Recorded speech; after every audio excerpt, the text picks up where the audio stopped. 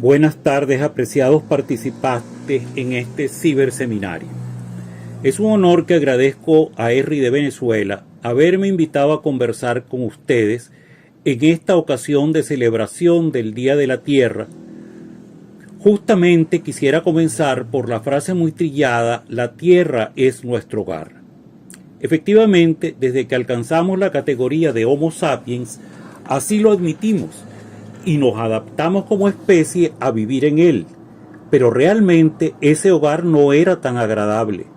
Y si no hubiéramos alcanzado el grado superior de la evolución de adquirir conciencia y dilucidar favorablemente a nosotros acciones adaptativas, no hubiéramos alcanzado la circunstancia de haber agregado un manto adicional a la simple sucesión de capas con que abordamos el conocimiento de la Tierra. En los ya borrosos días del primer año de bachillerato nos referían, como introducción al estudio de la Tierra, que ésta comprendía una sucesión de capas correspondientes al estado físico predominante en cada una de ellas, indicándonos que ésta estaba constituida por la geósfera, la hidrosfera, la atmósfera y una correspondiente a los seres vivos denominada la biosfera.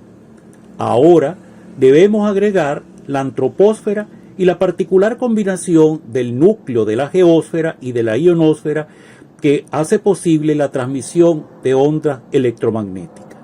Por supuesto, estas divisiones son convencionales y fundamentalmente de orden didáctico. Cada una de ellas comprende subdivisiones que tienen múltiples ritmos temporales. En cada una se suceden complejas relaciones y todas estas están interrelacionadas entre sí, formando una madeja de procesos articulados en redes. Simular esa complejidad del conjunto es casi un imposible. Se avanza con ese propósito y se cuenta con herramientas de razonamiento y matemáticas para tratar de comprender cómo funcionan los sistemas caóticos que constituyen una importante proporción de la múltiple maraña de interrelaciones a las que nos hemos referido. No vamos a seguir esa línea de pensamiento.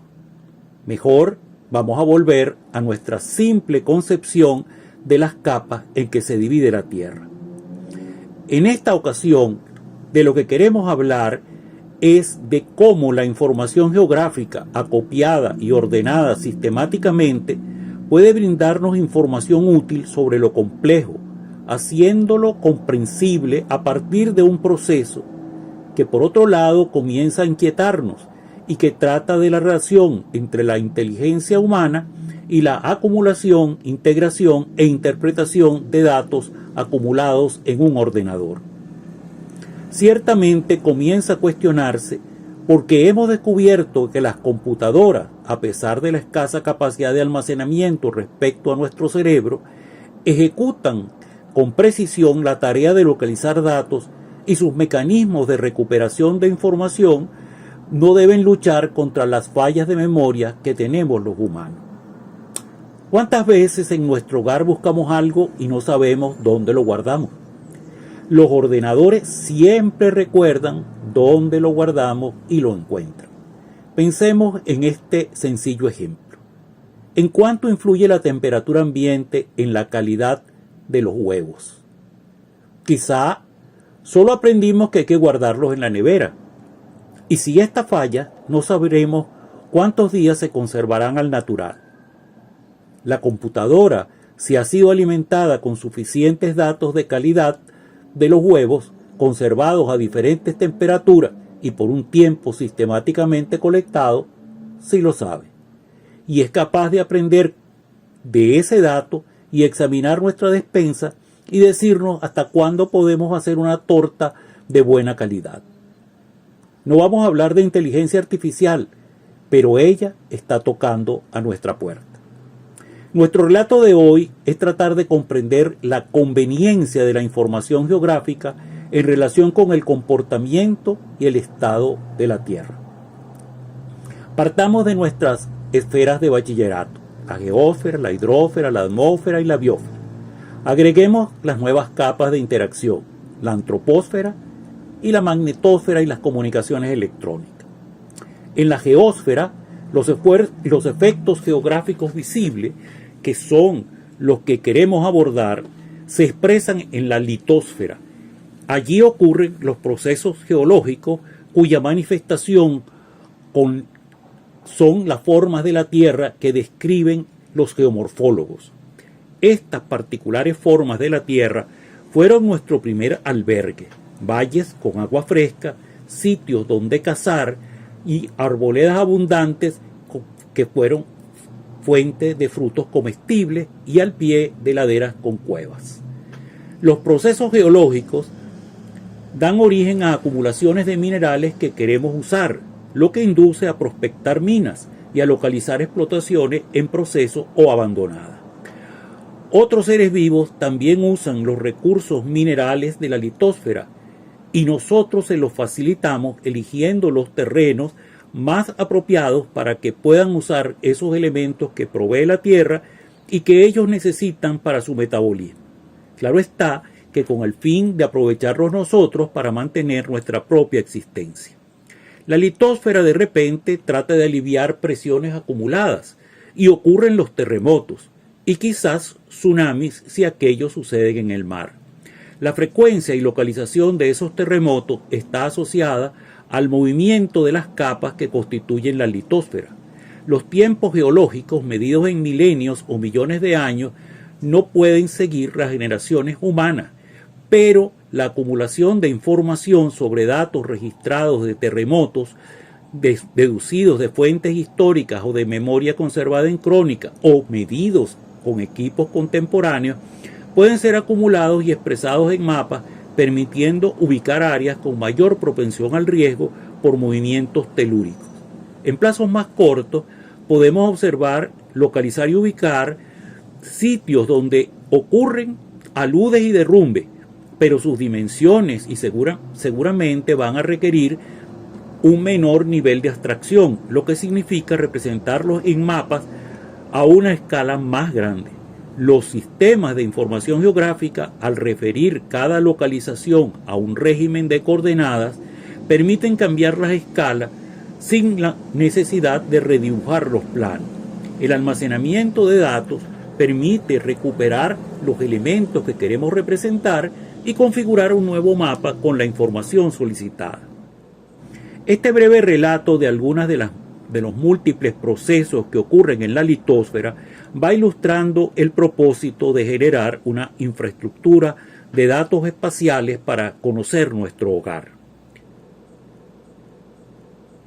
Si un día cualquiera vemos nuestro maloliente Guaire en su tramo no canalizado, nos damos cuenta que es una corriente de agua que fluye en forma natural a través de una excavación practicada en tiempos geológicos por fuerzas capaces de erosionar la litosfera por efecto de la energía debido a la concentración de las aguas que confluyen a él por medio de múltiples canalículos. Si vamos a La Guaira y apreciamos el mar haciendo horizonte, vamos a Barlovento y vemos la laguna de Tacarigua, y transitando a Valencia, el lago del mismo nombre, y en Mérida aún podemos ver relictos de glaciares y en ocasiones la blanca cobertura de la nieve. En las cercanías del Tigre pueden verse los sistemas de aspersión de Pivote Central, y en la Sierra de San Luis podemos visitar cuevas con pozos y lagunas. Esa es nuestra hidrósfera. La hidrósfera tiene una característica esencial: depende de un ciclo y una interrelación permanente con la atmósfera. Representar en mapas la hidrósfera requiere reproducir las características de ese ciclo, los factores climáticos que lo rigen, la distribución espacial de la lluvia y de la evaporación y su concatenada evapotranspiración, la red hidrográfica y el conjunto de humedales, los hidrogramas de flujo de las aguas en localizaciones puntuales georreferenciadas, las condiciones de calidad que están asociadas a sus posibilidades de uso o las estrictamente naturales, los lagos y los sitios de almacenamiento construidos por el hombre, los acuíferos y las zonas de recarga, la dinámica de altos caudales que pueden ocasionar inundaciones y los terrenos inundados durante el régimen estacional, pero también sucesos extraordinarios. La abrumadora cantidad de información que debemos acumular y representar a escalas diferentes, en plazos diferentes, en combinaciones de tierra y agua, en sucesos cuasi instantáneos y en eventos de larga duración, es cada día más compleja. Pero seguimos sumando información a la geografía nacional. Anteriormente, todo ese conocimiento se representaba en voluminosos atlas, en general de alta calidad en grabados y tipografía, que tristemente se desactualizaban en tiempos relativamente cortos. Así sucedió hasta que el ordenador y sus herramientas matemáticas auxiliares pudieron acumular datos y producir mapas, y lo más significativo, actualizarse en tiempo breve y en algunos casos hasta en tiempo real. El tiempo es el principal enemigo de estas disertaciones, así que con base a este par de descripciones ejemplarizantes, solo haré mención a las grandes esferas de comprensión docente de la Tierra para ayudar a discernir el esfuerzo que supone abarcar en una infraestructura de datos espaciales el conocimiento de los componentes de la geografía nacional, de modo de hacerlos interactivos entre sí y con utilidad real para interpretar localizaciones, posibilidades de generación de riqueza y progreso, afectaciones ambientales y servicios de provisión, entre otros valores y peligros. La compleja esfera de la atmósfera, de la que sin lugar a dudas depende la vida, es la capa de gases vitales que rodea la Tierra. Allí ocurren los procesos que regulan el clima, tienen lugar las corrientes que mueven grandes masas de aire de uno a otro continente, se producen descargas capaces de incendiar bosques o sabanas, se determinan vientos que refrescan el bochorno, pero también pueden ocurrir procesos que entrañan grave peligro a la humanidad, como los ciclones, los huracanes o los tornados, o que causan severas molestias, como la calina. En ella está ocurriendo el fenómeno de calentamiento global, que constituye la causa de severos peligros que no reconocen fronteras y que han determinado una movilización conjunta de todas las naciones para conjurarlo. La atmósfera es tan compleja que procesos que ocurren a gran altitud son vitales para el hombre, pero los que ocurren a pocos metros de la superficie terrestre, incluso a centímetros, determinan la interacción vital de las plantas con el suelo, el agua y las condiciones termodinámicas de la atmósfera en ese pequeño espacio. Decidir qué se puede y se debe agregar a una infraestructura de datos espaciales en relación con la atmósfera no es una tarea fácil. Sin embargo, es el ejemplo más palpable de la utilidad de la información climática y dinámica. No por capricho, los noticieros en todas partes del mundo dedican un lapso singular a la información del tiempo y nos aturden con los movimientos de masas de aire cargadas de agua por efectos de las bajas y altas presiones. O nos ilusionan con un sol radiante el próximo fin de semana que nos invita a hacer maletas para disfrutar de unos días de playa. O a correr a comprar engorrosos gorros y bufandas para atenuar el frío en los países templados cuando se anuncian nevadas. Llegamos a la biosfera, el ecosistema global, el espacio donde se desarrolla la vida. Llegados a esta definición, ¿qué hacemos con el hombre y sus modificaciones naturales? Se ha propuesto agregar una nueva esfera para comprender, agregar, clasificar, ordenar y georreferenciar los cambios evidentes que ha introducido el hombre en los lugares donde vive, a la vez que considerar un vínculo indisoluble entre el ambiente humano y el ambiente natural, una zona de confluencia entre el hombre y el medio. Esta zona de confluencia tiene una particularidad difícilmente representable en mapas y corresponde a una noción de la cual no hemos hablado: los valores espirituales generados en la esfera de la conciencia o noósfera. Queda pendiente abordar este tema. Conocer la biosfera incluye conocer la vegetación, la cual, a pesar de las múltiples variables necesarias para comprenderla y caracterizarla, es posible georreferenciar porque en general la dinámica de la vegetación suele ser vertical y no en plano horizontal, excepto en aquellos casos de una acción externa, como los incendios forestales de origen humano, como en la Amazonía, que transforman bosques en sabana, o donde la tala indiscriminada haya afectado sustantivamente zonas boscosas, como en la selva de San Camilo, o donde procesos de intervención minera produzcan afectaciones irreversibles de áreas forestales, como en la minería aurífera de Guayana.